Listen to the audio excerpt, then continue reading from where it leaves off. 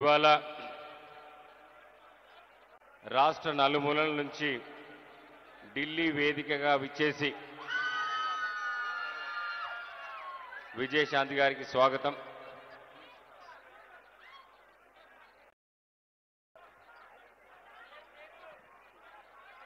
ఢిల్లీ వేదికగా విచ్చేసి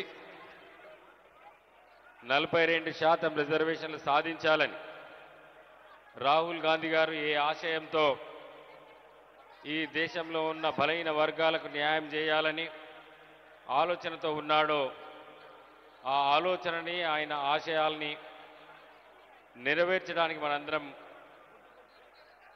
ఇక్కడికి కదిలి వచ్చినాం.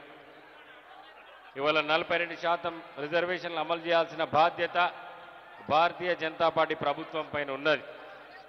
కానీ వాళ్ళకి చిత్తశుద్ధి మాత్రం లేదు. ఇవాళ భారతీయ జనతా పార్టీ నాయకులు ఏం మాట్లాడుతున్నారంటే ముస్లింలని ఈ 42% రిజర్వేషన్లు చేస్తే ఊరుకునేది లేదంటున్నారు.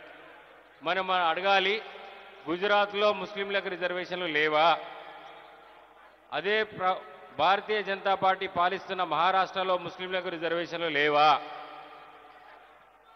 వాళ్ళు పాలిస్తున్న ఉత్తరప్రదేశ్లో లేవా?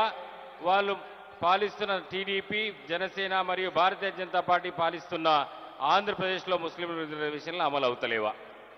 మరి మన దగ్గరనే ఎందుకు బీసీ రిజర్వేషన్లలో ముస్లింలకు ఉండొద్దు అని ఎందుకు అంటున్నారని అడుగుతున్నా.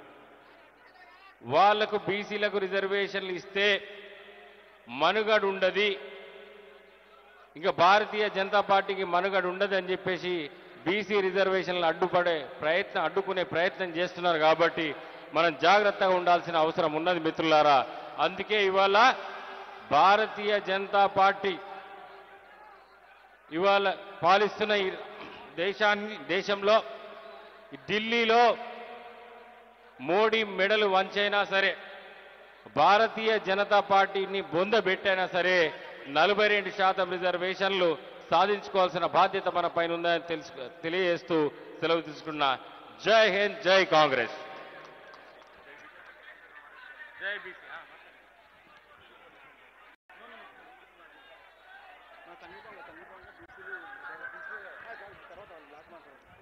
గౌరవ ఖానాపూర్ శాసనసభ్యులు వెల్మబొజ్జు గారు.